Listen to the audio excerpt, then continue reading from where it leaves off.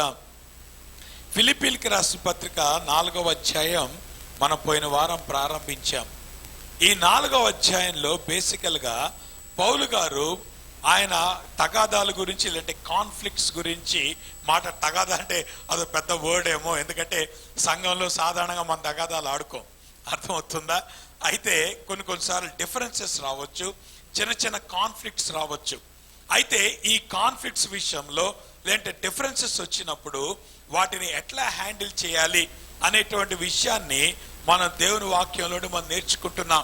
ఆ మాటకు వస్తే నేను అనుకుంటాను ఈ విషయం గురించి మనం ధ్యానించడానికి ఇంతకంటే మంచి సమయం దొరకదు. ఎందుకో తెలుసా? ఇవాళ మనం ప్రభు బల్లకు మనం సిద్ధపడుతున్నాం. ప్రభు బల్ల ఎప్పుడు తీసుకుంటాం మనం చెప్పండి? దేవునితో మనం సమాధాన పడాలి, మనము మన సహోదరులతో మన కుటుంబాలతో మనం సమాధాన పడాలి. ఆ రీతిగా సమాధాన పడి ప్రభు యొక్క బలం తీసుకుందాం. ఎందుకంటే ప్రభు యొక్క బల్ల ఆచారం కోసం ఇవ్వబడలేదు. ప్రభు యొక్క బల్ల అనేటువంటిది మనల్ని మనం పరీక్షించుకునేటువంటి సమయం. కాబట్టి ప్రభు యొక్క బల్లలో మనం పార్టిసిపేట్ చేయకముందు ఎటువంటి ఇష్యూస్ మన జీవితాల్లో, మన కుటుంబాల్లో, లేదంటే మన సంఘంలో ఈ విశ్వాసుల మధ్య ఎటువంటి ప్రాబ్లమ్స్ ఉన్నా, డిఫరెన్సెస్ ఉన్నా వాటి విషయంలో సమాధాన పడుతూ ప్రభు యొక్క బల్లని మనము సమీపించాలి. కాబట్టి ఆ కాంటెక్స్ట్లో ఈ ఉదయకాల సమయంలో కొన్ని విషయాలు మీ సన్నిధికి మీ యొక్క గమనాన్ని తీసుకురావాలనుకుంటున్నాను. The sign of a healthy relationship. మన వ్యక్తిగత జీవితాల్లో దేవునితో నేను ఎప్పుడు కూడా ఈ రాబోయే వారాల్లో లేదంటే ఈ వారం కానీ ఇంకా కొన్ని వారాలు పట్టుద్ది ఈ కాన్ఫ్లిక్ట్స్ గురించి కానీ 4వ అధ్యాయం మనం ధ్యానం చేయడానికి. అయితే ఇక్కడ నేను సంబంధం అన్న ప్రతిసారి కూడా నేను 3 రకాల సంబంధాల గురించి మాట్లాడుతుంటున్నాను. ఒకటి వ్యక్తిగతంగా దేవునితో మనకున్నటువంటి సంబంధం, రెండోది కుటుంబంలో భార్యాభర్తల మధ్య ఉన్నటువంటి సంబంధం, తర్వాత మూడోది సంఘంలో విశ్వాసులకి మధ్య ఉండేటువంటి సంబంధం. నేను ఈ మూడింటిని కూడా సపరేట్ చేసి మాట్లాడలేదు.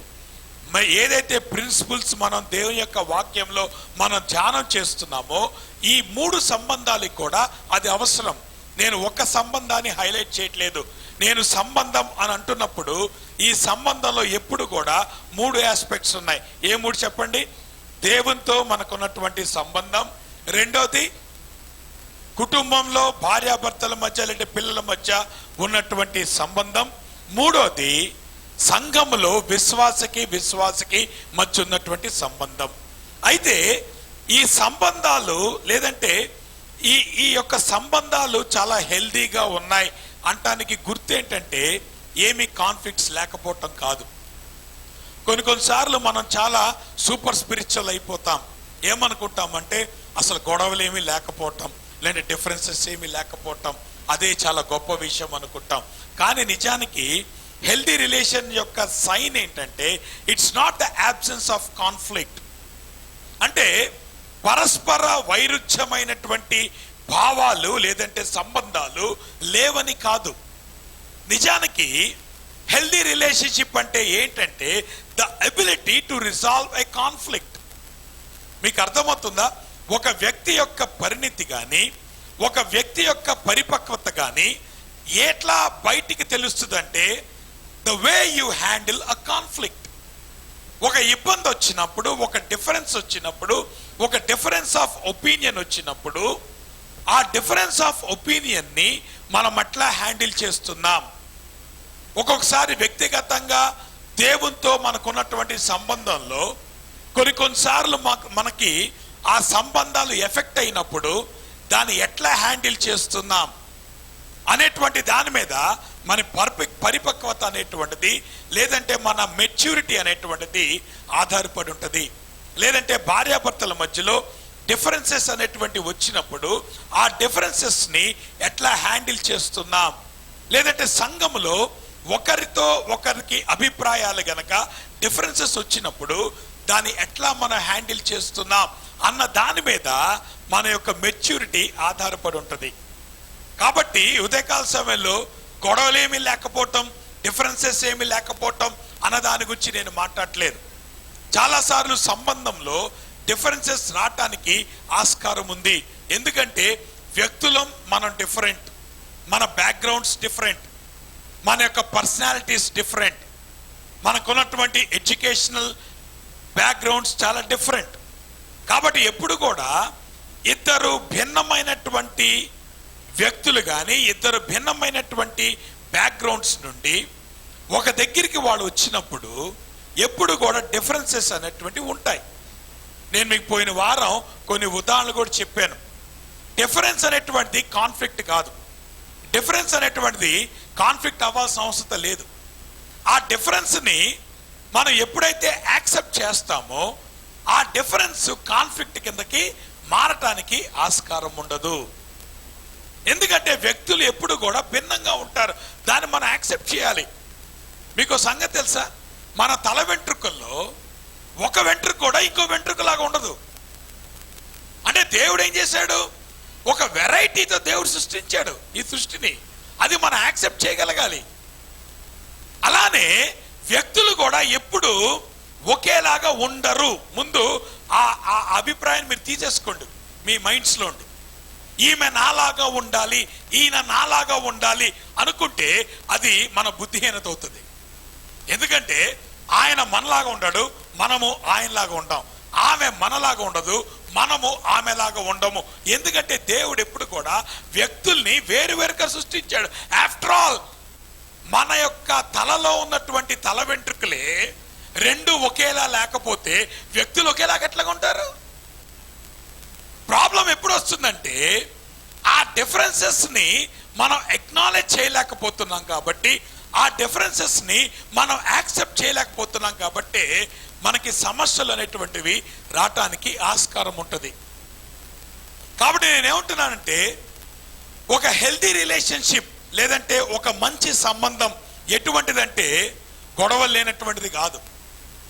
డిఫరెన్సెస్ వచ్చినప్పుడు ఎట్లా హ్యాండిల్ చేస్తున్నాం అనేటువంటి దాని మీద మన సంబంధాలు ఆధారపడి ఉన్నాయి. అలానే మన సంఘం యొక్క పరిపక్వత దేని బట్టి తెలియచేయబడుతుందంటే the way we are resolving the conflicts. మన ఒకరితో ఒకరు మనకి డిఫరెన్సెస్ ఆఫ్ ఒపీనియన్ ఉన్నప్పుడు వాటిని ఎట్లాగా మనం హ్యాండిల్ చేస్తున్నాం అన్నటువంటి దాని మీదే మన సంఘము యొక్క ఆరోగ్యం కూడా ఆధారపడి ఉంది. ఇప్పుడు మీకు అర్థమవుతుందన్నమాట. వ్యక్తిగతమైనటువంటి సంబంధాల్లో ఆ వ్యక్తిగతమైన సంబంధం ఆరోగ్యవంతంగా ఉందా లేదా అన్నది దేని మీద ఆధారపడుతుంది? మనం ఎట్లాగా డిఫరెన్సెస్ వచ్చినప్పుడు హ్యాండిల్ చేస్తున్నామో దాని మీద ఆధారపడి ఉంటుంది. అలానే కుటుంబాల్లో డిఫరెన్సెస్ వచ్చినప్పుడు మనం ఎట్లా హ్యాండిల్ చేస్తున్నాం అన్న దాని మీద కుటుంబాల్లో సంబంధాలు ఏర్పడతాయి.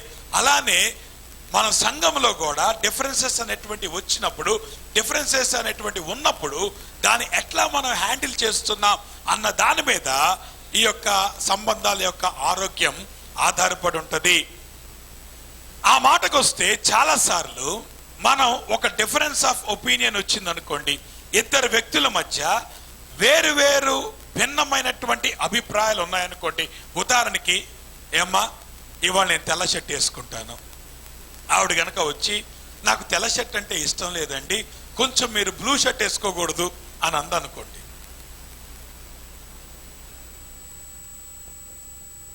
మీకు గొడవలు అక్కడే స్టార్ట్ అవుతాయి. ఎప్పుడు అనుకుంటా చాలా పెద్ద పెద్ద విషయాలు ఎప్పుడు ఉండవు, చాలా చిన్న విషయాలే ఉంటాయి. ఇప్పుడు ఏమవుతుంది, అక్కడ కాన్ఫ్లిక్ట్ వచ్చేస్తుంది. ఎందుకు? ఈయనకేమో తెల్ల షర్ట్ వేసుకోవాలని, ఆవిడకేమో బ్లూ షర్ట్ వేసుకోవాలని. కాబట్టి ఇప్పుడు ఏం చేయాలి? The difference of opinion is they. So సాధారణంగా మనం ఎప్పుడు కూడా కాన్ఫ్లిక్ట్ వచ్చినప్పుడు మనం చేయవలసినటువంటి ప్రాథమికమైన పని ఏంటంటే you target the issue.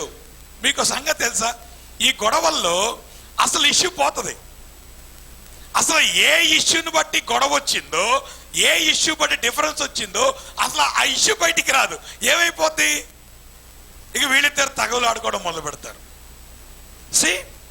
Conflicts పెరగడానికి కారణం ఏంటంటే చాలాసార్లు మన ఫోకస్ దేని మీద ఉంటుంది? ఇష్యూస్ మీద ఉండదు. దేన్ని టార్గెట్ చేస్తాం తెలుసా? వి టార్గెట్ ద పర్సన్. ఇప్పుడు ఈవిడ పాపం ఆ వెల్లుకాడు పట్టుకుంది.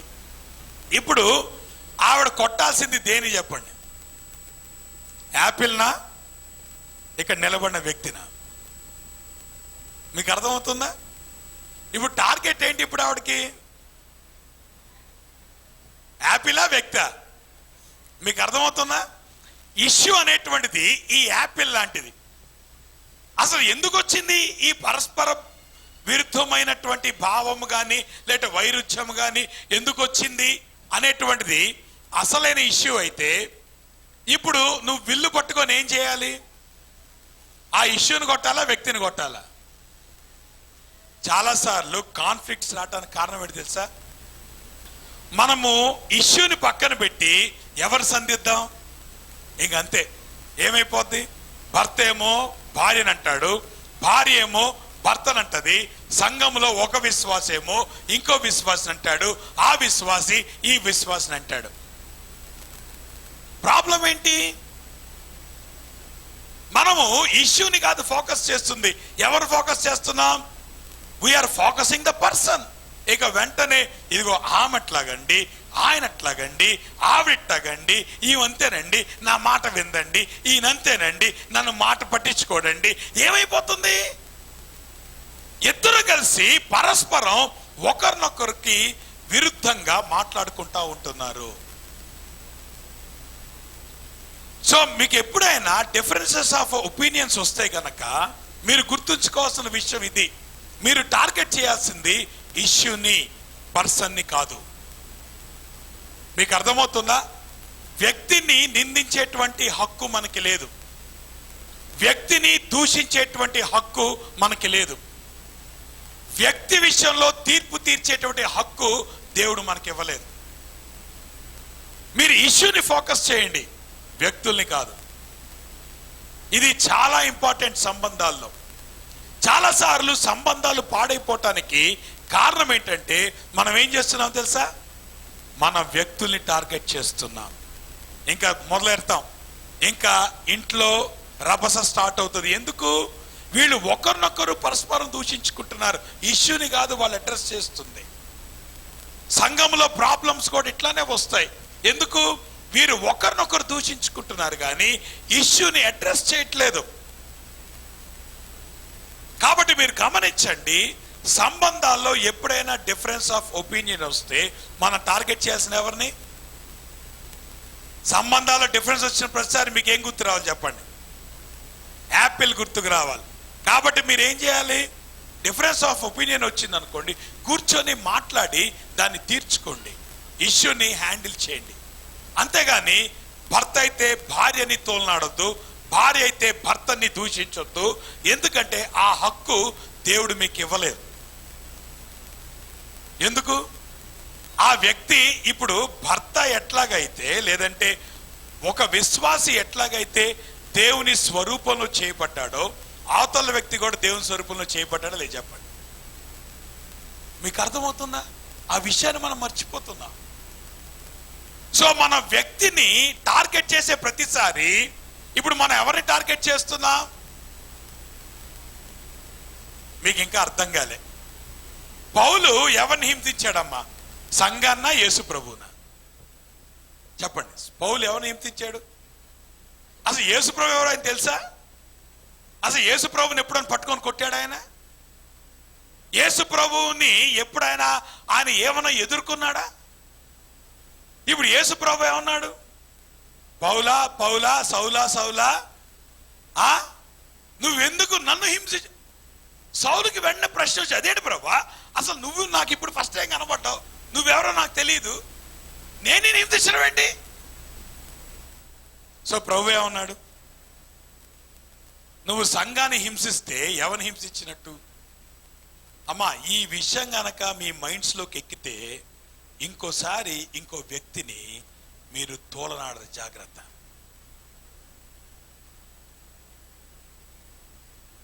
విశ్వాసులు ఇంకో విశ్వాసిని దూషించాల్సిన అవసరం లేదు. ఎందుకంటే నువ్వు ఎట్లాగైతే దేవుని స్వరూపంలో చేయబడ్డావో అవతల వ్యక్తి కూడా దేవుని స్వరూపంలో చేయబడ్డాడు. నేను అనుకుంటాను మన సంబంధాలు ఒక ఉన్నతమైన దశకు వెళ్తాయి ఈ విషయాన్ని గనక మీరు అబ్జర్వ్ చేసుకుంటే. ఏ విషయాన్ని? అవతల వ్యక్తి కూడా ప్రభు యొక్క స్వరూపంలో ఉన్నాడు. అందుకని మీరు అవతల వ్యక్తి, అది ఎవరైనా కావచ్చు, మీరు వ్యక్తిగతంగా కావచ్చు, మీ కుటుంబంలో కావచ్చు, సంఘంలో కావచ్చు, ఎవరినైనా మీరు తక్కువ చేసి మాట్లాడుతున్నా, ఎవరినైనా మీరు దూషిస్తున్నా, ఎవరినైనా మీరు తిడుతున్నా, ఎవరి పట్ల మీరు విరోధ భావం కలిగి ఉన్నా, ఇప్పుడు చెప్పండి, ఎవరికి వ్యతిరేకంగా మీరు ఉన్నారు చెప్పండి. కష్టంగా ఉందా ఆ మాట? అది మీకు కష్టంగా ఉండొచ్చు, కానీ దట్స్ ద రియాలిటీ. నేను మీకు ఎప్పుడో చెప్పాను, నేను ఎప్పుడు కూడా రియాలిటీని మాట్లాడటానికి భయపడను, అవునా కాదా? అది కష్టమైన, నిష్ఠూరమైన, నేను సత్యాన్ని చెప్తాను, ఎందుకంటే దేవుని వాక్యం సత్యం. కాబట్టి మన సంబంధాల్లో నేనేమంటున్నానంటే, let us go to a different level. ఎప్పుడు కూడా మన సంబంధాలని మన ప్రభు యొక్క దృక్పథంలో చూడలేదు, ప్రభు యొక్క వాక్యపు వెలుగులో మన సంబంధాలు చూడలేదు. కాబట్టి మన సంబంధాల్లో సమస్యలు వస్తున్నాయి. కాబట్టి మీరు ఎప్పుడు కూడా గుర్తుంచుకోండి, అవతల వ్యక్తిని మీరు టార్గెట్ చేస్తున్న ప్రతిసారి మీరు ఎవరిని టార్గెట్ చేస్తున్నారు చెప్పండి. ఇప్పుడు చెప్పండి అమ్మా, ఎన్నిసార్లు మీరు ప్రభువుని దూషించారు? ఎన్నిసార్లు మీరు ప్రభువుని నిందించారు? ఎన్నిసార్లు మీరు ప్రభువుని హింసించారు? Do you understand the reality? మీకు వాస్తవికత అర్థమవుతుందా?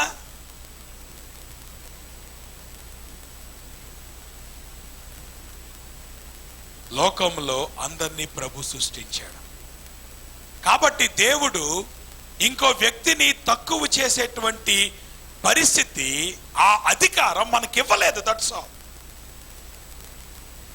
ప్రభు ఏమనంటే, యు యాక్సెప్ట్. క్రైస్తవులుగా మనం చేయాల్సింది యాక్సెప్టింగ్ ద పర్సన్.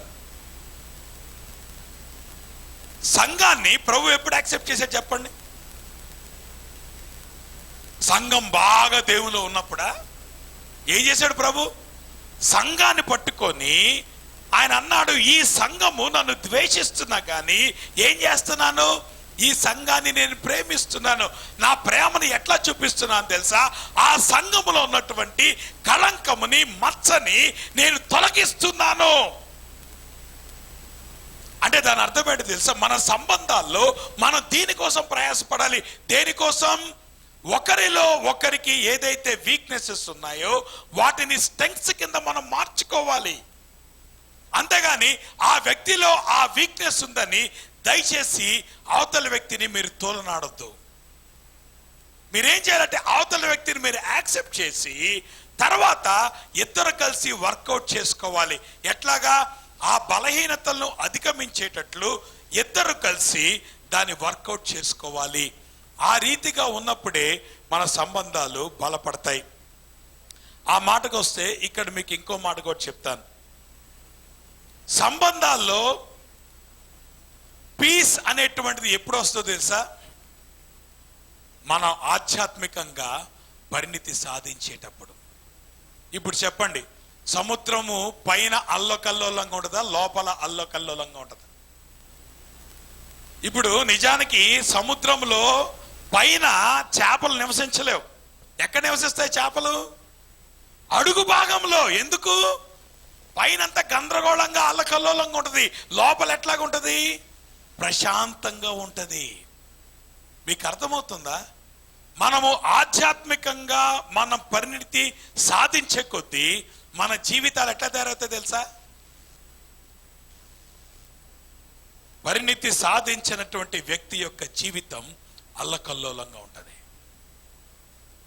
పైన ఉన్నప్పుడు ఏమవుతుంది? అల ఇటు వస్తే ఇటు కొట్టబడతాడు, అటు వస్తే అటు కొట్టబడతాడు. అంటే ఇటు అటు కొట్టబడటం అనేటువంటిది ఇమ్మెచ్యూరిటీ సూచిస్తూ ఉంటుంది. కానీ మనము ఆధ్యాత్మికంగా దేవునిలో మన పరిణితి సాధించేటప్పుడు ఇప్పుడు ఏమవుతుందో చెప్పండి? సంబంధాల్లో మెచ్యూరిటీ అనేటువంటిది వస్తుంది. సో మన వ్యక్తిగతమైన సంబంధం కావచ్చు, మన కుటుంబంలో సంబంధం కావచ్చు, ఇవి ఎట్లా ఉండాలి చెప్పండి? సముద్రం పై భాగంలాగా ఉండాలా, లోపల అంతర్భాగంలాగా ఉండాలా? సముద్రమే అది. కానీ పైన మట్టికి అల్లకల్లోలంగా ఉంటుంది, లోపల ఎట్లాగా ఉంటుంది? ప్రశాంతంగా ఉంటుంది. అంటే లోపలికి వెళ్లే కొద్దీ ఆ ప్రశాంతత అనేటువంటిది వస్తుంది. అందుకని నేను సంగతి చెప్పనా, సాధారణంగా గొడవలు ఎప్పుడు కూడా వస్తాయి తెలుసా? ఇనీషియల్ స్టేజెస్లో వస్తాయి. అమ్మా బాగా వింటున్నారా?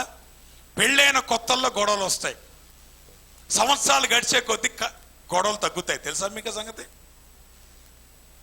మీకు ఎవరికి లేవా ఏంటి అసలు ఎక్స్పీరియన్స్? అందరు చాలా విచిత్రంగా చూస్తున్నారు ఏంటమ్మా, నిజమేనా కదా? ఇనీషియల్ స్టేజెస్లో ఎప్పుడు కూడా అల్లకల్లోలంగా ఉంటుంది. అది పెళ్ళైన వాళ్ళకి కూడా గొడవలు సాధారణంగా ఎప్పుడు వస్తాయి? మొదటి 2-3 సంవత్సరాలు చాలా క్రూషియల్ అమ్మా.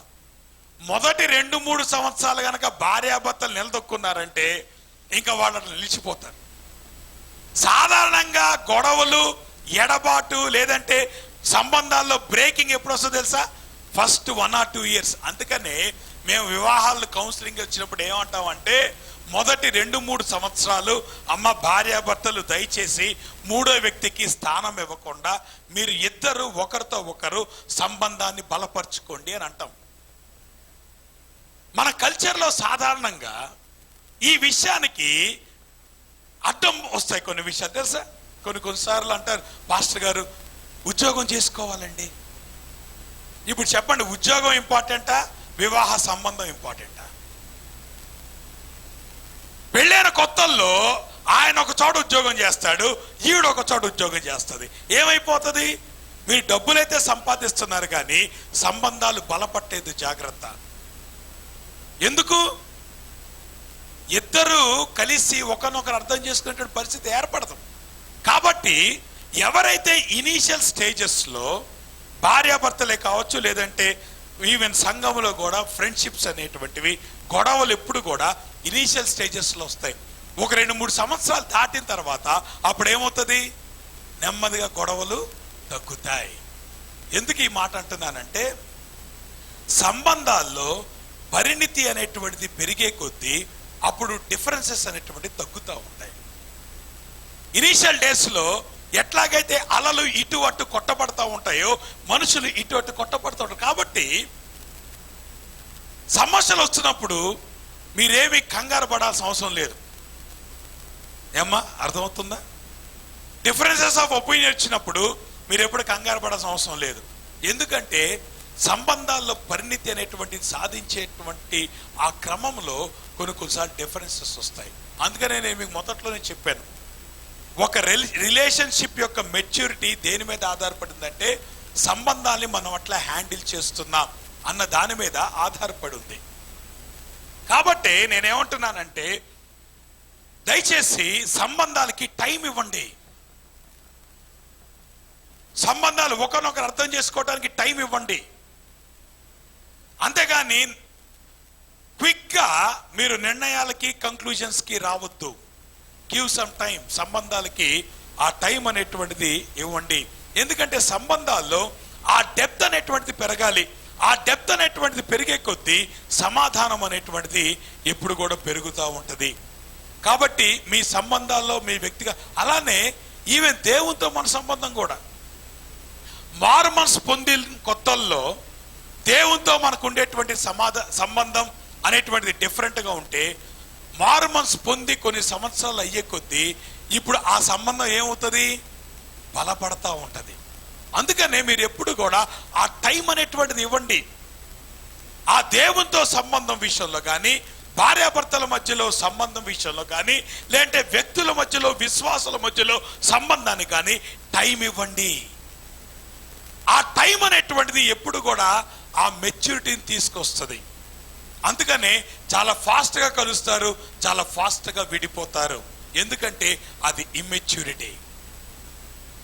మెచ్యూరిటీ అనేటువంటిది లోతుల్లో వస్తుంది. సో మెచ్యూరిటీ అనేటువంటిది ఏం చేస్తుంటే కొన్ని అటవిడుపులు ఉన్నప్పటికీ కూడా దాన్ని తట్టుకొని నిలబడుతుంది. ప్రభువు అటువంటి సంబంధాల కోసం చూస్తున్నాడు. మీకు అర్థమవుతుందన్నమాట. కాన్ఫ్లిక్ట్స్ అనేటువంటివి దే ఆర్ ఎవ్రీవేర్. ఏమండి డిఫరెన్సెస్ అనేటువంటి ఎక్కడెక్కడ ఉన్నాయి? అన్ని చోట్ల ఉన్నాయా లేదు చెప్పండి. ఏమ్మా ఎవరు మాట్లాడలేదు? ఎక్కడెక్కడ ఉన్నాయి? ఇళ్లలో ఉన్నాయి డిఫరెన్సెస్, ఉన్నాయా లేదా? కుటుంబాల డిఫరెన్స్ ఉన్నాయా? సో భార్యాభర్తల మధ్యలో కాన్ఫ్లిక్ట్స్ ఉంటున్నాయి, పిల్లలకి తల్లిదండ్రుల మధ్యలో కాన్ఫ్లిక్ట్స్ ఉంటున్నాయి. అలానే అత్తమామల మధ్యలో ఆ కాన్ఫ్లిక్ట్స్ అనేటువంటివి ఉంటున్నాయి. సరే, ఇంట్లో ఇట్లా ఉంది కదండి సమస్య అని ఆఫీస్కి వెళ్ళామనుకోండి, ఆఫీసులో పోనీ బాగుపడిందా? ఆఫీసులో కూడా కాన్ఫ్లిక్ట్స్ ఉన్నాయా లేదా? ఎవరితో ఉన్నాయి? బాస్తో కాన్ఫ్లిక్ట్స్ ఉంటాయి, కొలీగ్స్తో కాన్ఫ్లిక్ట్స్ ఉంటాయి, అలానే రకరకాల ఉద్యోగుల మధ్యలో కాన్ఫ్లిక్ట్స్ అనేటువంటివి ఉండటానికి ఆస్కారం ఉంది. సరే, ప్రశాంతంగా ఇంటికి వద్దాం అనుకునేటప్పటికీ ఏమ్మా, ఇంటి చుట్టూతా నైబర్స్ రెడీగా ఉంటారు. మీకు అర్థమవుతుందా? Conflicts are everywhere. కుటుంబాల్లో ఇబ్బందులు ఉన్నాయి, వర్క్ ప్లేసెస్లో ఇబ్బందులు ఉన్నాయి, అలానే మనం ఉంటున్నటువంటి నైబర్హుడ్లో, కమ్యూనిటీస్లో ఇబ్బందులు అనేటువంటివి ఉన్నాయి. కాబట్టి ఈ ఇబ్బందుల నుండి నేను తప్పించుకోవడానికి ఆస్కారం లేదు. మీరు ఒక చోట తప్పించుకున్నా ఇంకో చోట దొరికిపోతారు. మీకు అర్థమవుతుందా? ఒకవేళ ఇంట్లో మీ సంబంధాలు గట్టిగా ఉన్నాయనుకోండి, ఎక్కడ దొరికిపోవచ్చు? ఆఫీసులో దొరికిపోవచ్చు. ఒకవేళ ఆఫీసులో మీ సంబంధాలు గట్టిగా ఉన్నాయనుకోండి, ఎక్కడ దొరికిపోవచ్చు? మీ ఇరుగు పొరుగు వారి మధ్యలో ఆ సంబంధాలు దొరికిపోవచ్చు. కాబట్టి ఎక్కడో ఒక చోట మనకి కాన్ఫ్లిక్ట్స్ అనేటువంటివి రావటానికి ఆస్కారం ఉన్నాయి. ఎందుకంటే ఈ ప్రాబ్లమ్స్ అనేవి అన్ని చోట్ల ఉన్నాయి. ఇళ్లలో ఉన్నాయి, వర్క్ ప్లేసెస్లో ఉన్నాయి, మన కమ్యూనిటీస్లో ఉన్నాయి. కాబట్టి వీటిని తప్పించుకునేటువంటి విధానం లేదు, కానీ వాటిని హ్యాండిల్ చేయవలసిందే. మీకు అర్థమవుతుందా? సమస్యలు మీరు ఎక్కడ తప్పించుకుంటారు చెప్పండి? సమస్యలు అనేవి ఉన్నాయి, సమస్యలు తప్పించుకోవడానికి ఆస్కారం లేదు. ఇప్పుడు ఏం చేయాలి? సమస్యల్ని మనం హ్యాండిల్ చేయవలసిందే. అయితే ఎట్లా హ్యాండిల్ చేయాలనేటువంటి దాన్ని మనం దేవుని యొక్క వాక్యం నుండి మనం చూసుకుంటున్నాం. Basic biblical principle. ఒక కాన్ఫ్లిక్ట్ అనేటువంటిది ఎందుకు వస్తుందనటానికి దేవుని వాక్యాలను మీరు గమనించండి. 4వ అధ్యాయం 1వ వచనం. ఇక్కడ యాకోబు గారు అంటున్నాడు, మీలో యుద్ధములను పోరాటములను దేని నుండి కలుగుచున్నవి? ప్రశ్నేశాడు. చెప్పండి, ప్రశ్నకు సమాధానం చెప్పండి. అందరూ రామకు చూస్తున్నాడేంటమ్మా? ఇప్పుడు యాకోబు గారు సంఘాన్ని ప్రశ్నించాడు కదా, ఇప్పుడు అడుగుతున్నాడు, ఏమయ్యా సంఘంలో లేదంటే కుటుంబాల్లో మీలో పోరాటాలు యుద్ధాలు వస్తున్నాయని నాకు రిపోర్ట్ వస్తుంది, దేని బట్టి వస్తుంది అని అడుగుతున్నాడు ఆయన. సమాధానం ఏంటి? అయితే యాకోబు గారు ఉన్నటువంటి గొప్పతనం ఏంటంటే ప్రశ్న ఆయన వేశాడు, సమాధానం కూడా ఆయన ఇచ్చాడు. కాబట్టి మనకి పెద్ద సమస్య లేదు. అర్థమవుతుందా? ఈ సమస్య తీరిపోయింది. ఎందుకు? ప్రశ్న వేసి సమాధానం లేకపోతే మనకి ఇబ్బంది, కానీ ప్రశ్న వేసి సమాధానం విషయకి ఇబ్బందే ఉంది. మీకు అర్థమవుతుందా? ఇప్పుడు చెప్పండి, ప్రశ్న ఏంటి? మీలో పోరాటాలు ఎందుకు వస్తున్నాయి, మీలో కాన్ఫ్లిక్ట్స్ ఎందుకు వస్తున్నాయి, అది ప్రశ్న. సమాధానం ఏంటి? దేని బట్టి వస్తున్నాయి అంటున్నాడు? మీ అవయముల్లో పోరాడు మీ భోగేచ్ఛల నుండియే కదా. అంటే అర్థం ఏంటి తెలుసా? కాన్ఫ్లిక్ట్ రావటానికి ఎప్పుడు కూడా బేసిక్ రీజన్ ఏంటంటే మన సెల్ఫిష్ డిజైర్. ఎందుకు? నేను ఒక మాట చెప్పాను, ఒక వ్యక్తి సహజంగా సెల్ఫిషా నాన్ సెల్ఫిషా చెప్పండి. అబ్బాయి ఎంత చక్కగా ఒప్పుకుంటున్నారు కదా. భర్త ఎప్పుడు కూడా ఎవరి సుఖాన్ని కోరుకుంటాడు చెప్పండి అమ్మా? ఎవరు మాట్లాడలే. భర్త ఎప్పుడు భార్య సుఖాన్ని కోరుకుంటాడా? భర్తలారా చెప్పండి, నిజంగా మీరు భార్య సుఖాన్ని కోరుకుంటారా? లేదు. భర్త ఎప్పుడు కూడా భర్త సుఖాన్నే కోరుకుంటాడు. ఇప్పుడు భార్యల దగ్గరికి వద్దాం. అమ్మా, భార్యలు ఎప్పుడు కూడా ఎవరి సుఖాన్ని కోరుకుంటారు చెప్పండి? కొంత ఇబ్బంది కాదు, ఎందుకంటే మన భారతదేశపు స్త్రీలకి దీన్ని చెప్పడం కష్టమే. పైకి బట్టికి అంటారు మా ఎప్పుడు కూడా భర్త సుఖమేనండి, కానీ గొడవల్లో ఏం చెప్తారు చెప్పండి? నిజానికి మీ కనుక ఒకవేళ భర్త సుఖమే కావాలనుకోండి, మీరేం చేస్తారు? భర్తను యాక్సెప్ట్ చేస్తారా లేదా? అట్లా యాక్సెప్ట్ చేస్తారా?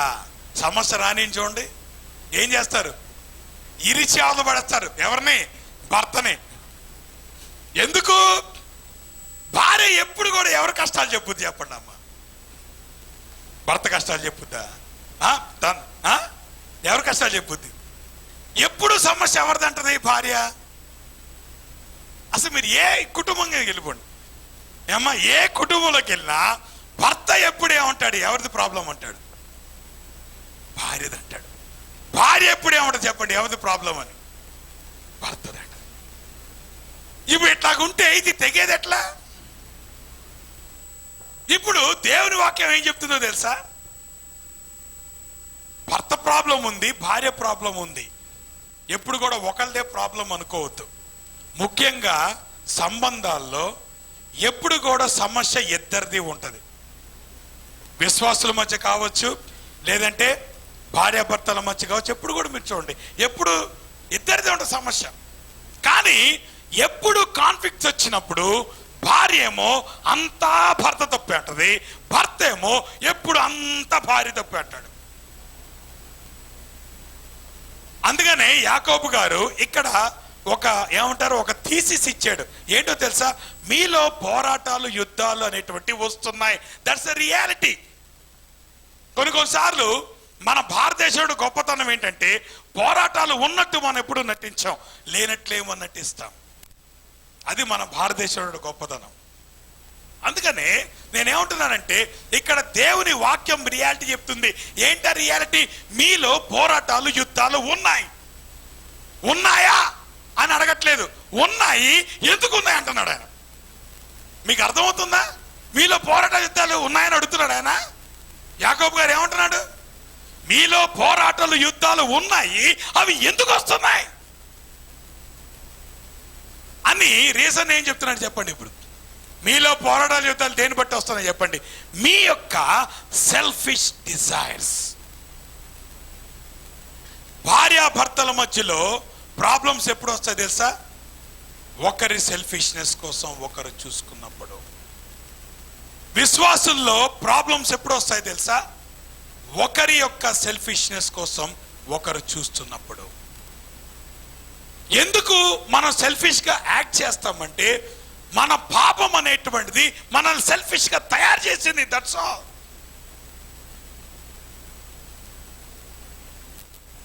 ఒక విషయం మీకు చెప్పనా? ఏ వ్యక్తి సెల్ఫిష్ గా యాక్ట్ చేయడంటే ఈ లోకంలో ఒక్కనికే ఆ స్కోప్ ఉంది. ఎవరో తెలుసా? యేసు ప్రభుని అంగీకరించిన వాడు మాత్రమే.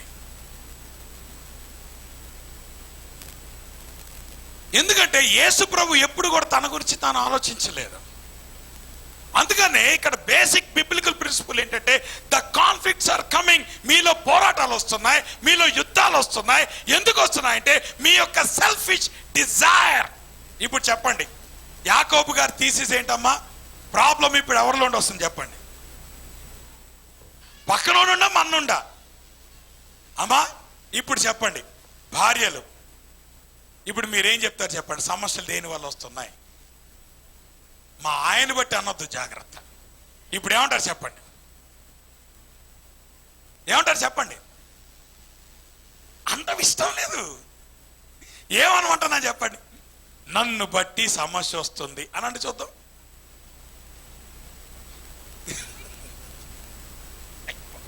అమ్మాయి దేవుని వాక్యం అంటది కదమ్మా, నేనంటలేదుగా. ఇప్పుడు ఏమంటున్నాడు? మీలో సమస్యలు ఎవరుండి వస్తున్నాయి అంటున్నాడు ఆయన. మీ నుండే వస్తున్నాయి అన్నాడు, పక్క నుండి వస్తున్నాయి అంటలేదు. మనం ఏమంటున్నాం? పక్క నుండి వస్తున్నాయి అంటున్నాం. అదే అసలు సమస్య. ఇప్పుడు సమస్య ఏం చెప్పండి? ప్రాబ్లము పక్క నుండి వస్తుంది అంటున్నాం. ఇప్పుడు యాకోబు గారు దాని డెఫినేషన్ ఇప్పుడు ఇస్తున్నాడు. ఇప్పుడు చెప్పండి, ఇప్పుడు గట్టిగానండి నాతో పాటు. అమ్మ పోనీ భర్తలకు ముందు ఛాన్స్ ఇద్దాం. భర్తలారా ఇప్పుడు మా ఇంట్లో ప్రతి సమస్య నా నుండి వస్తుంది అనండి. మగవాడికి ఈగో ఎక్కువ. భార్యలు ఇప్పుడు కూడా మీరు చెప్పండి, మా ఇంట్లో సమస్య ఎప్పుడు నా నుండి వస్తుంది. అర్థమైందా? ఇప్పుడు దేవుని వాక్యం అంటున్నా మాట. ఇప్పుడు మీ ఇంట్లో ఇప్పుడు సమస్య వచ్చినప్పుడు ఇప్పుడు ఏం చేస్తారు తెలుసా? ఇది అంతా నీ వల్లే అని భర్తలు భార్యలు అనొద్దు, భార్యలు భర్తలను పట్టుకొని అంతా నీ వల్లే అనొద్దు. ఇప్పుడు చెప్పండి, సమస్య అనేటువంటిది ఇద్దరి వల్ల వస్తుంది. ఎందుకంటే ఈ సెల్ఫిష్ డిజైర్ మన అందరిలో ఉంది కాబట్టి కాన్ఫ్లిక్ట్స్ అనేటువంటివి వస్తున్నాయా లేదా? సో వస్తున్నాయని అడగట్లేదు, ఆల్రెడీ ఉన్నాయని చెప్తున్నాడు ఆయన యాకోబు గారు. కాబట్టి దేవుని వాక్యం విందాం. అయితే కాన్ఫ్లిక్ట్ వచ్చినప్పుడు నువ్వు ఎట్లా రియాక్ట్ అవుతున్నావు? ఇప్పుడు యాకోబు గారు దీని గురించి కూడా మాట్లాడుతున్నాడు. మీకు అర్థమవుతుందా? కాన్ఫ్లిక్ట్ కి సోర్స్ ఏంటిది? మన సెల్ఫిష్ డిజైర్. That's all. పక్కనోడు ఎప్పుడు సమస్య కాదు. సమస్య ఎవరి దగ్గర ఉంది చెప్పండి? మనలో ఉంది. అది యాక్సెప్ట్ చేయటం మనకి ఇష్టం లేదు. అందుకనే ఆదాము గారు ఏమన్నాడు? ఏమయ్యా, నేను తినతున్న పండు తిన్నావా అనగానే ఏమన్నాడు? చా, నేనే తింటానా? ఎవరు తిన్నారు? ఆవిడిచ్చి నేను తిన్నాను. అబ్బాయి ఎంత తెలియగలడు. ప్రభా, నేను తిన్నాను అనుంటే అసలు ఇంత సమస్య వచ్చేదా? మీకు అర్థమవుతుందా? కాబట్టి ఆదాము యొక్క నేచర్లో మనం అందరం ఉన్నాం. కాబట్టి మనం ఎప్పుడే ఉంటాం చెప్పండి? భార్య ఏమో భర్తను అంటది, భర్త ఏమో భార్య అంటాడు, ఒక విశ్వాసమో ఇంకో విశ్వాసం అంటాడు, ఇంకో విశ్వాసం ఈ విశ్వాసం అంటాడు. సమస్య ఎప్పుడు తీరుద్ది అంటే ఇప్పుడు చెప్పండి. ఇప్పుడు సమస్య ఎవరిది అనుకోవాలి? ఎవరు ఇంకా మాట్లాడలేదు. ఇప్పుడు చెప్పండి, సమస్య ఎవరిది? నాది అనండి చూద్దాం. అది నాది. కాబట్టి మీ ఇంట్లో ఎప్పుడు సమస్య వచ్చినా ఇప్పుడు ఏమంటారు చెప్పండి? పక్కనోడు అనొద్దు. ఆదాం అదే అన్నాడు, అందుకే ఈ తంట అంతా వచ్చింది. ఆయన కనుక ప్రభా నిజమే ప్రభా, నేను బుద్ధి గడ్డి తిన్నాను ప్రభా అనుంటే అసలు సమస్య వచ్చేది కాదు. అంత తేలిక అంటామా మనం? మనకు ఎప్పుడు పక్కనోడే కనబడతాడు. సో ఇప్పుడు యాకోబు ఏమంటున్నాడు? The source of conflict, source మీలో ఉంది. మీ సెల్ఫిష్ డిజైర్ నుండి ప్రాబ్లం అనేటువంటిది వస్తుంది. ప్రాబ్లం వచ్చినప్పుడు మీరు ఎట్లా రియాక్ట్ అవుతున్నారు? అది యాకోబు వేసిన రెండో ప్రశ్న. ఏమ్మా, ప్రాబ్లం వచ్చింది. ఎందుకు వచ్చింది ప్రాబ్లము? నీ వల్ల, నా వల్ల వచ్చింది. మన అందరి వల్ల ప్రాబ్లం వచ్చింది. అయితే ప్రాబ్లం వచ్చినప్పుడు నువ్వు ఎట్లా రియాక్ట్ అవుతున్నావు అని ఇప్పుడు రెండో ప్రశ్న ఇస్తున్నాడు. అయితే యాకోబు గారికి ఉన్న గొప్పతనం చెప్పాను కదా. ఏం చేస్తున్నాడు ఆయన? ప్రశ్న వేస్తాడు, మన కష్టపడకుండా జవాబు కూడా ఇచ్చేస్తాడు ఆయన. కాబట్టి ఇప్పుడు ఆయన జవాబు ఇచ్చాడు. ఏం జవాబు ఇచ్చాడు? నీకు కాన్ఫ్లిక్ట్ వచ్చినప్పుడు నువ్వు ఎట్లా రియాక్ట్ అవుతున్నావు అంటే, ఎట్లా రియాక్ట్ అవుతున్నావు? ఏమన్నా ఎట్లే ఉంది? సహోదరులారా, ఒకనికి విరోధముగా ఒకడు మాట్లాడకుడి. That's all. సో కాన్ఫ్లిక్ట్ రాగానే ఇప్పుడు నువ్వు ఎట్లా రియాక్ట్ అవుతున్నావు? భర్త ఏమో భార్య మీద చాడీలు చెప్తే, భార్య ఏమో భర్త మీద చాడీలు చెప్తే వీళ్ళు ఏం చేస్తున్నారు? ఇద్దరు పరస్పరం దూషించుకుంటున్నారు.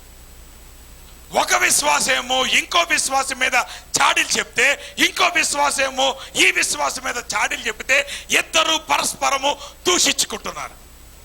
అవునా కాదా? Is it the way we react?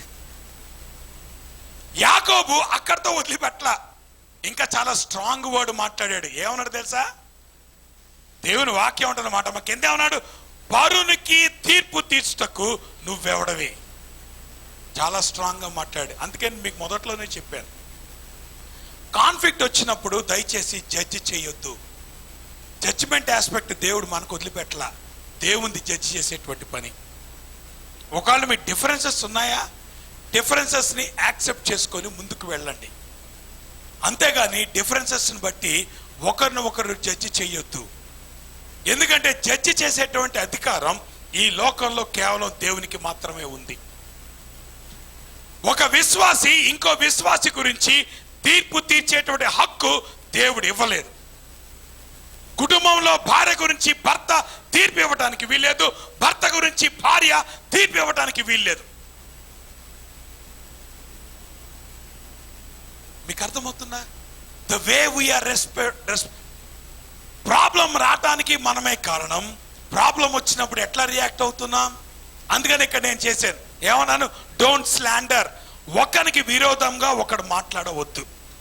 ఇప్పుడు గమనించండి అమ్మా, ఎన్నిసార్లు మన జీవితాల్లో ఇతరుల గురించి విరోధంగా చాలా చీప్గా మాట్లాడని చెప్పండి. ఇవన్నీ చేసి ప్రభు బలు తీసుకుంటారా మీరు? ఏమ్మా, ప్రభు బల తీసుకునే ముందు సరి చేసుకోద్దా?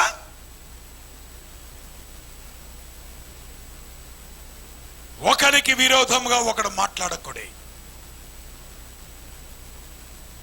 ఇంకోటి ఏమంటున్నాడు?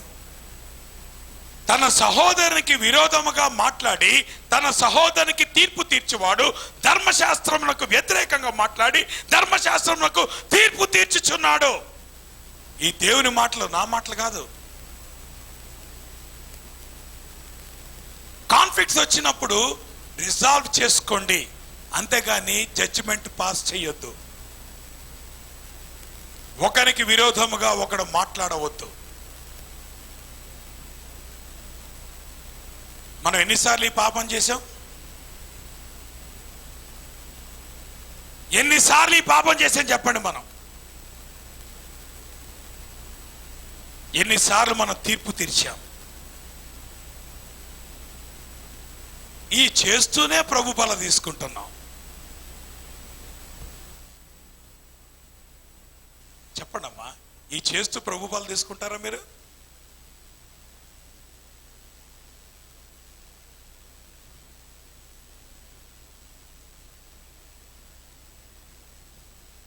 బేసిక్ ప్రాబ్లం ఇది. Don't slander, don't pass judgement. అది మీకు అప్పగించేలా దేవుడు. డిసగ్రిమెంట్స్ అనేటువంటివి ఒకరి మధ్య ఒకరు ఉండటానికి ఆస్కారం ఉంది, అయితే సహవాసం ఎఫెక్ట్ అవటానికి వీల్లేదు. ఎందుకంటే డిసగ్రిమెంట్స్ కి ఒక బేసిక్ ప్రిన్సిపల్ చెప్తాను వినండి. We agree to disagree. మీకు అర్థమవుతుందా? డిసగ్రిమెంట్స్ ఉంటాయి, we agree to disagree, that's all. ఇక మన దీని విషయంలో మనం మాట్లాడాల్సిన అవసరం లేదు. ఎప్పుడు సహవాసం అనేటువంటిది హిండర్ చేయబడుద్దంటే పాపము అనేటువంటిది ఉన్నప్పుడు. సంఘములో ఒక వ్యక్తిని మనం ఎప్పుడు పక్కన పెడతామంటే, ఎప్పుడు డిసిప్లిన్ అనేటువంటిది చేస్తామంటే ఆ వ్యక్తి పాపములో ఉన్నప్పుడు. అంటే ఒకరికి విరోధముగా ఒకడు పాపము చేసినప్పుడు తప్పితే డిసగ్రిమెంట్స్ బట్టి సహవాసం చెడిపోవటానికి వీల్లేదు. జాగ్రత్త.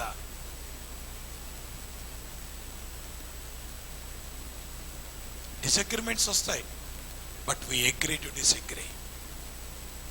ఎందుకంటే దేవుడు తీర్పు తీరుస్తాడు. నువ్వు నేను తీర్పు తీర్చడం ఎందుకు? అవును ప్రభా, నేను ఇది నమ్ముతున్నాను, ఆ వ్యక్తి ఇంకోటి నమ్ముతున్నాడు, కానీ దాన్ని బట్టి నీ ముఖం నేను చూడను అంటానికి లేదు. We are still brothers in Christ. Doctrinal differences ఉండొచ్చు. నేను నెక్స్ట్ వీక్ వాటి గురించి మాట్లాడతాను. కొన్ని విషయాల గురించి నేను మాట్లాడతాను. డిసగ్రిమెంట్స్ ఎట్లాగొస్తాయి సంఘాల్లో అనేటువంటివి. ఎందుకంటే పౌలు గారు దాని గురించి కల్చర్ గురించి మాట్లాడాడు. నేను ప్రభు చేత మీద నెక్స్ట్ వీక్ కానీ ఆ పై వీక్ కానీ ఆ భాగం 8వ వచనం దగ్గరికి వచ్చినప్పుడు నేను కల్చర్ గురించి మాట్లాడతాను.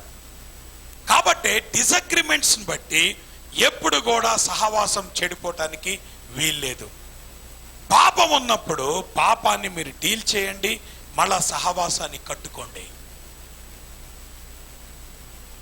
అంతేగాని దాన్ని బట్టి నేను ఈ వ్యక్తి ముఖం నేను చూడలేను అని అంటున్నావంటే నువ్వు ధర్మశాస్త్రానికి విరోధంగా తీర్పు తీరుస్తున్నావు. జాగ్రత్త. ఆ వ్యక్తితో నేను సహవాసం కలిగి ఉండలేను అని అంటున్నా అంటే నువ్వు ఎవరికి తీర్పు తీరుస్తున్నావు? దేవుడు నీకు నాకు అధికారాన్ని ఇవ్వలేదు. ఆ మాటకు వస్తే ఇందాక నేను ఒక మాట అన్నాను, నువ్వు ఇంకో వ్యక్తిని దూషించే ప్రతిసారి నువ్వు ఎవరిని దూషిస్తున్నావు? యేసు ప్రభువుని దూషిస్తున్నావు. జాగ్రత్త. ఎందుకంటే నువ్వు ఎట్లాగైతే ప్రభు యొక్క ఇమేజ్లో ఉన్నావో అవతల వ్యక్తి కూడా ప్రభు యొక్క ఇమేజ్లో ఉన్నాడు. అంతేగాని ప్రభు యొక్క ఇమేజ్లో ఉన్నటువంటి వ్యక్తిని దూషించటం కానీ, తోలనాటం కానీ, చెడుగా మాట్లాడటం కానీ, తీర్పు తీర్చడం కానీ చెయ్యొద్దు. జాగ్రత్త. అది దేవుని వాక్యం. ఇక్కడ అసలు కీ పాయింట్ మీకు చెప్తాను చూడండి.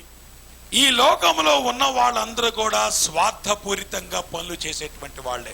అది భర్త అయినా సరే, భార్య అయినా సరే, ఒక విశ్వాస అయినా సరే, ఇంకో విశ్వాస అయినా సరే, ఎప్పుడు కూడా స్వార్థపూరితంగా మనం పనులు చేస్తాం. అయితే ఇక్కడ యాకోబు కానీ లేదంటే పౌలు గారు చూపించేటువంటి మోడల్ ఏంటంటే యేసు ప్రభుని మీరు జ్ఞాపకం చేసుకోనండి. ఎందుకో తెలుసా? యేసు ప్రభు సిలువ మీద తన కోసం మరణించాడా, మన కోసం మరణించాడు? చెప్పండి. దాని అర్థం ఏంటి? ఈ లోకంలో యేసు ప్రభు ఒక్కడే స్వార్థపూరితంగా ఆలోచించలేదు. ఇతరుల గురించి ఆలోచించిన వాడు ఈ లోకంలో యేసుక్రీస్తు ఒక్కడే. ఇప్పుడు పౌలు గారు కానీ యాకోబు కానీ ఇప్పుడు మనం చూడబోయే యోహాను పత్రికల్లో కానీ ఇక్కడ ఏమంటున్నారంటే మన మోడళ్ళు యేసు ప్రభు వారు. ఎందుకంటే ఈ లోకంలో యేసు ప్రభు వారు ఒక్కడే స్వార్థపూరితంగా కాకుండా నిస్వార్థంగా ఇతరుల కోసం జీవించినటువంటి వాడు. మనందరం కూడా మన కోసం జీవించేవాడమే. నువ్వు ఒప్పుకున్నా సరే, నువ్వు ఒప్పుకోపోయినా సరే, మన అందరము స్వార్థపరులం. ఈ లోకంలో నిస్వార్థుడు యేసుక్రీస్తు ఒక్కడే.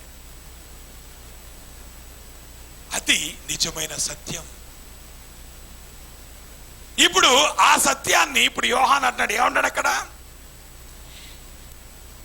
అండర్లైన్ చేశాను. ఏంటో తెలుసా? దీని వలన ప్రేమ ఎట్టిదని తెలుసుకొంచున్నాము. దేని వలన? ఆ పైన ఉంది ఏమని? ఆయన మన నిమిత్తము తన ప్రాణమును పెట్టెను గనుక. యేసు ప్రభు వారు తన ప్రేమని ఎట్లా చూపించాడంటే ఇతరుల కోసం మరణించుట ద్వారా తన ప్రేమని ఆయన వ్యక్తపరిచాడు. అంటే దాని అర్థం ఏంటి తెలుసా? యేసు ప్రభు ఒక్కడే నిస్వార్థంగా ఇతరుల కోసం తన ప్రాణాన్ని పెట్టినవాడు. అది అసలైన ప్రేమ అంటే. ఇప్పుడు ఏమంటున్నాడు దాని కింద? అక్కడితో ఆగిపోలా. మనము కూడా సహోదరుల నిమిత్తము, అయ్య బాబోయ్, ప్రాణం పెట్టే స్థాయి ఉందమ్మా. భర్త భార్య కోసం ప్రాణం పెడతాడా? భార్య భర్త కోసం ప్రాణం పెట్టుద్దా? ఒక విశ్వాసి ఇంకో విశ్వాసి గురించి ప్రాణం పెడతాడా? నేను ఒక మాట అన్నా, నువ్వు ప్రాణం పెట్టక్కర్లా, దూషించుకుంటే చాలు, అదే 10,000. అమ్మా అంటున్నా నా మాట? నువ్వు ప్రాణం పెట్టగల, ప్రాణం పెట్టని సీన్ నీకు లేకపోవచ్చు, కనీసం నోరు మూసుకుంటే చాలు సంబంధాలు కదా. యేసు ప్రభు ప్రాణం పెట్టాడు. ఇక్కడ ఈయన అంటున్నాడు యేసు ప్రభు ప్రాణం పెట్టినట్టు నువ్వు భర్త భార్య కోసం ప్రాణం పెట్టడానికి సిద్ధంగా ఉండాలి. భార్య భర్త కోసం ప్రాణం పెట్టడానికి సిద్ధంగా ఉండాలి. ఒక విశ్వాసి ఇంకో విశ్వాసి గురించి ప్రాణం పెట్టడానికి సిద్ధంగా ఉండాలి. ఎందుకంటే ఇప్పుడు సుప్రీం ఎగ్జాంపుల్ ఎవరు? యేసుక్రీస్తు వారు. అందుకనే ఈ లోకంలో ఉన్న సంబంధాలన్నిటికంటే కూడా ఈ సంబంధము చాలా ప్రత్యేకమైనటువంటిది. ఏ సంబంధము? యేసుక్రీస్తు కలిగినటువంటి సంబంధం. అదొక్కటే స్వార్థరహితమైన సంబంధం. మనం ఎప్పుడు కూడా ఒక వ్యక్తిని మనం క్షమించలేకపోతున్నామంటే ఈ క్షమాపణ లేకపోవటం అనేటువంటి రకరకాలైనటువంటి లక్షణాలకి అది దారితీస్తుంది. మనం ఎప్పుడైతే మనం కరెక్షన్కి ఓపెన్గా ఉంటామో అప్పుడు మనము ప్రభువులో మనం ఎదుగుతాము. ఇంకో సంగతి చెప్పనా? ఒక విశ్వాసి మెచ్యూర్డ్ అని మనట తెలుసుకుంటాం తెలుసా? కరెక్షన్ని యాక్సెప్ట్ చేసినప్పుడు. ఎందుకంటే సహజ సిద్ధంగా కరెక్షన్ని యాక్సెప్ట్ చేసే లక్షణం మనకి లేదు. మనకి ఎప్పుడు కూడా మన తప్పుని మనం డిఫెండ్ చేసుకునేటువంటి లక్షణం ఉంది. అవునంటారు కాదంటారు? డిఫెండ్ చేసుకోవటంలో మనల్ని మించిన వాళ్ళు లేరు. కానీ కరెక్షన్ యాక్సెప్ట్ చేయటం అనేటువంటిది ఒక విశ్వాసి మాత్రమే చేయగలుగుతాడు. నీ కరెక్షన్ని నువ్వు యాక్సెప్ట్ చేస్తున్నావంటే నువ్వు దేవునిలో ఎదుగుతున్నావనడానికి అదే ఒక సూచన. ఎందుకంటే మన జీవితాల్లో, దీంతో నేను ముగిస్తాను, the heart is the seat of emotions అన్నాడు ఒక ఆయన. ఎందుకంటే మన హృదయం అనేటువంటిది మన భావోద్రేకాలకి అది కేంద్రం. మన హృదయంలో భావోద్రేకాలు ఉన్నాయి. So emotions can fill hour cup. మన హృదయము ఇప్పుడు దేని చేత నింపబడుతుంది చెప్పండి? మన భావోద్రేకాల చేత నింపబడుతుంది. ఇప్పుడు ఈ ఇమోషన్స్ స్థానంలో చాలాసార్లు మన సంబంధాలను బట్టి కానీ మన జీవితాలను బట్టి కానీ ఈ పాజిటివ్ ఇమోషన్స్ యొక్క స్థానంలో ఏమొస్తాయి? నెగిటివ్ ఇమోషన్స్ వస్తాయి. ఏంటా నెగిటివ్ ఇమోషన్స్? హర్ట్ ఫీలింగ్స్, ఒకరి ఎళ్ళ ఒకరు కష్టము కలిగి ఉండటం, ఒక వ్యక్తిని చూసినప్పుడు కష్టము కలిగి ఉండటం హర్ట్ ఫీలింగ్ అంటాం. ఈ హర్ట్ ఫీలింగ్స్ అనేటువంటివి సాధారణంగా మన సంబంధాల్లో ఉంటాయి. రెండోది, మన సంబంధాల్లో చాలాసార్లు మన ఎమోషన్స్ కోపముతో కూడుకున్నటువంటి ఎమోషన్స్. యాంగర్, మీకు అర్థమవుతుందా? చాలా మందిలో కోపం ఉంటుంది, కొంతమందిలో ముక్కు మీద కోపం ఉంటుంది. అది మన వాళ్ళే ఒప్పుకుంటారు. ఏమంటారు? నాకు ముక్కు మీద కోపం అండి, ప్రార్థన చేయండి. కాబట్టి ముక్కు మీద కోపం తీసేసుకోండి, వీలైతే ఆ ముక్కు తీసేసుకోండి. ఏమా, ముక్కు మీద కోపం అంటే కోపాన్ని తీసుకోండి అంటే ముక్కుని తీసేసేయండి, ఆటోమేటిక్ కోపం అదే పోద్ది. కాబట్టి యాంగర్ నెగిటివ్ ఇమోషన్. ఆ తర్వాత మనం పాపము చేసినప్పుడు వచ్చేటువంటి అపరాధ భావన, ఆ గిల్ట్ అనేటువంటిది కూడా మన జీవితాల్లో ఉంటుంది. కొన్నిసార్లు ఫాల్స్ గిల్ట్ ఉంటుంది, కొన్నిసార్లు ట్రూ గిల్ట్ ఉంటుంది. కొన్నిసార్లు ఏం చేస్తాం తెలుసా? నిజంగా ఆ అపరాధ భావం చేత మనం ప్రిక్ చేయబడి ఇతరులకి హాని చేయటానికి ఆస్కారం ఉంది. కొన్నిసార్లు ఆ గిల్ట్ అనేటువంటిది ఏం చేస్తుందంటే ఇతరుల్ని దూషించడానికి ఆ గిల్ట్ అనేటువంటిది మన జీవితాల్లో పనిచేస్తూ ఉంటుంది. ఆ తర్వాత మనకున్నటువంటి ఇంకో నెగిటివ్ ఎమోషన్స్ ఏంటంటే ఫియర్స్. మన ప్రతి ఒక్కళ్ళలో భయాలు ఉంటాయి. ఆ మాటకొస్తే నేను ఒక మాట చెప్పనా? సంబంధాల్లో ట్రస్ట్ అనేటువంటి లేకపోతే ఆ సంబంధం గట్టిగా ఉండదు.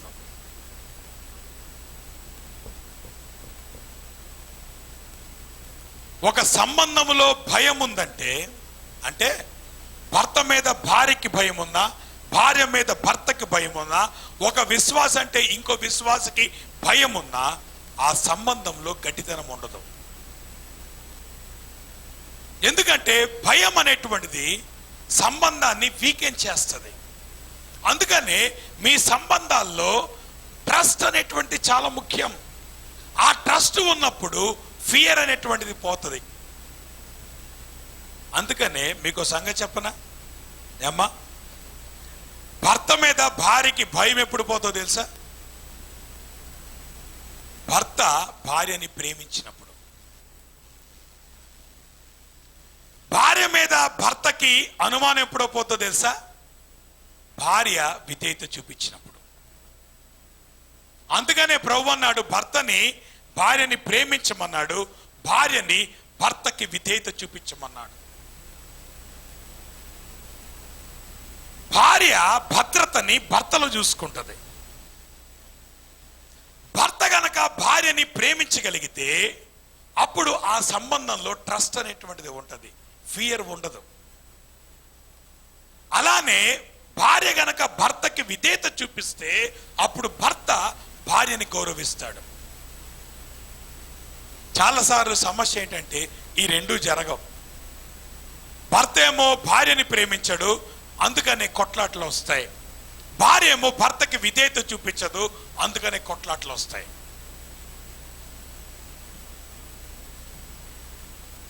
చాలాసార్లు స్ట్రెస్ అనేటువంటిది కూడా మనలో వచ్చేటువంటి నెగిటివ్ ఫీలింగ్. స్ట్రెస్ యొక్క డిజార్డర్లో వచ్చేటువంటిది యాంగ్జైటీ. చాలాసార్లు మనం తెలియకుండానే మనం స్ట్రెస్ గుండా వెళ్తూ ఉంటాం.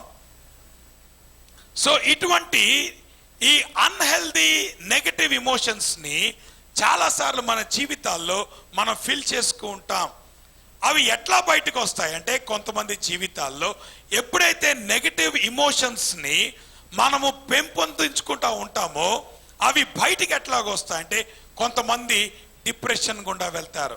ఆ డిప్రెషన్ మూడ్ అనేటువంటిది ఈ నెగటివ్ ఎమోషన్ నుండి బయటకు వచ్చేటువంటిది. ఇంకొంతమందికి ఇంపేషన్స్. ఎప్పుడైతే లోపల నెగటివ్ ఫీలింగ్స్తో మనం నింపబడుతూ ఉంటామో మనలో అసహనం పెరుగుద్ది, కోపం పెరుగుద్ది.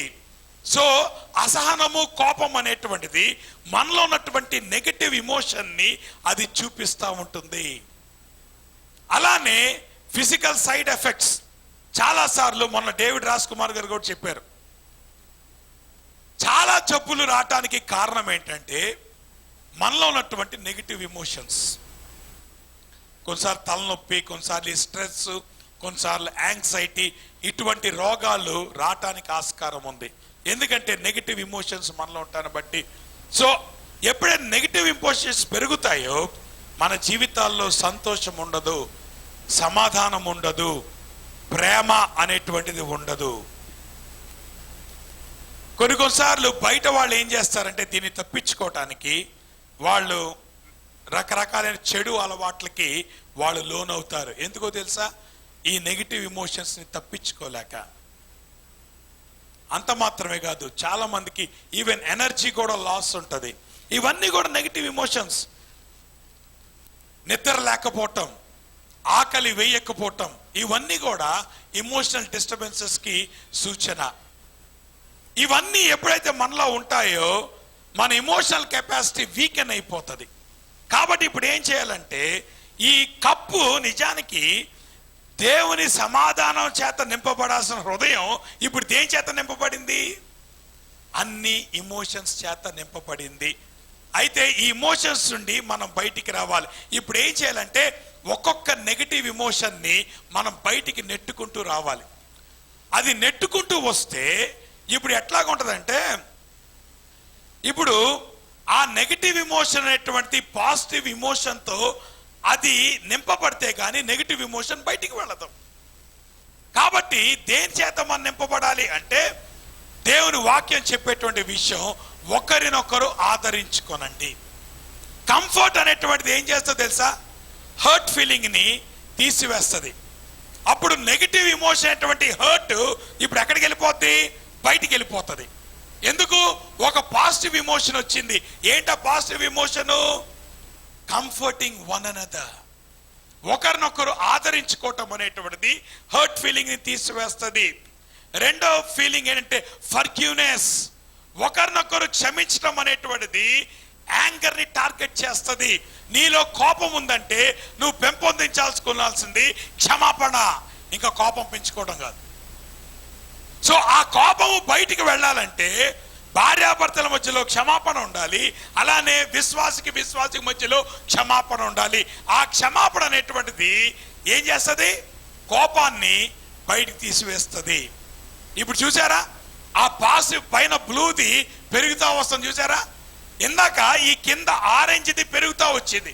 ఇప్పుడు ఏమవుతుంది? ఒక్కొక్క పాజిటివ్ ఎమోషన్ మీరు లోపల పెట్టే కొద్దీ ఏమవుతుంది? ఒక్కొక్క నెగిటివ్ ఎమోషన్ బయటికి వస్తుంది. ఇప్పుడు యాంగర్ బయటికి వెళ్ళిపోయింది. ఎందుకు? క్షమాపణ అనేటువంటి ఉంది కాబట్టి ఆ సంబంధంలో. నెక్స్ట్ మనం చేసుకోవాల్సిన ఇంకొకటి ఏంటంటే కన్ఫెషన్.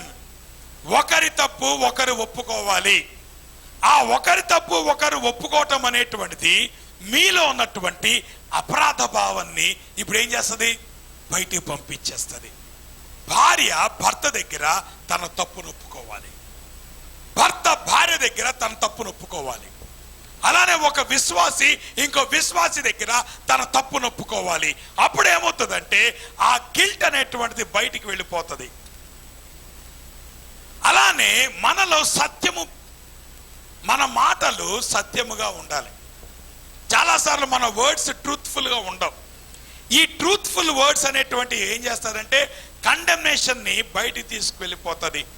సో స్ట్రెస్ బయటికి వెళ్ళాలంటే ఏం కావాలి? ప్రేమ అనేటువంటిది భయాన్ని తీసివేస్తుంది.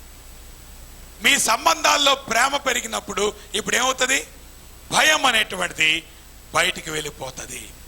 అలానే మీ బర్డెన్ను ఒకరితో ఒకరు షేర్ చేసుకోవటం అనేటువంటిది మీలో ఉన్నటువంటి స్ట్రెస్ని తీసివేస్తుంది. కాబట్టి ఇప్పుడు చెప్పండి, ఒక్కొక్క ఎమోషన్ బయటికి వెళ్ళే కొద్దీ ఇప్పుడు ఏమవుతుంది? మనలో పాజిటివ్ ఎమోషన్స్ మనం తెచ్చుకునే కొద్దీ ఇప్పుడు ఏమవుతున్నామా? నెగిటివ్ ఎమోషన్స్ ఒక్కొక్కటి బయటికి వెళ్తాయి. ఇప్పుడు మనం ప్రభువుని దేనికోసం అడగాలి చెప్పండి? ప్రభువా నాకు క్షమించటం చేత కావట్లేదు, ప్రభువా నాకు ప్రేమించటం చేత కావట్లేదు, ప్రభువా నా తప్పుని నాకు ఒప్పుకోవటం నాకు చేత కావట్లేదు. అది ప్రార్థన చేయాలి. అవి ఎప్పుడైతే మనలో పెంపొందుతున్నాయో, ఇప్పుడు చెప్పండి, మన హృదయం దేని చేత నింపబడుతుంది? ఆ నెగిటివ్ ఇమోషన్స్ బయటికి వెళ్తే తప్పితే మన సంబంధాలు బలపడవు. కొంతమందిలో ఈ నెగిటివ్ ఇమోషన్స్ సంవత్సరాలుగా పాతుపడిపోయినాయి. అవునంటారా కాదంటారా? చెప్పండి అమ్మా. కొన్ని ఇమోషన్స్ని మన జీవితాంతం మోస్తున్నాం. కొన్ని సమస్యల్ని మన జీవితాంతం భరిస్తున్నాం. నిజానికి అది చేయాల్సిన అవసరం లేదు. ఇప్పుడు మనం ఏం చేయాలి చెప్పండి? ప్రభువా, నాకు క్షమించటం నేర్పించు. ప్రభువా, నాకు ప్రేమించటం నేర్పించు. ప్రభువా, నాకు గౌరవించటం నేర్పించు. ప్రభువా, నీ చిత్తాన్ని చేయటం నేర్పించు. ప్రభువా, నీ వాక్యానికి లోబడటం నేర్పించు. ప్రభువా, దూషించటం నేను చేస్తున్నాను, అది చేయకుండా నాకు సహాయం చేయి. ప్రార్థన చేసుకుందామా? ప్రభు దగ్గర మన సమస్యలను ఒప్పుకుందాం. ప్రభు బలని మనం సమీపించేటప్పుడు మన హృదయాలు మనం సిద్ధపరచు.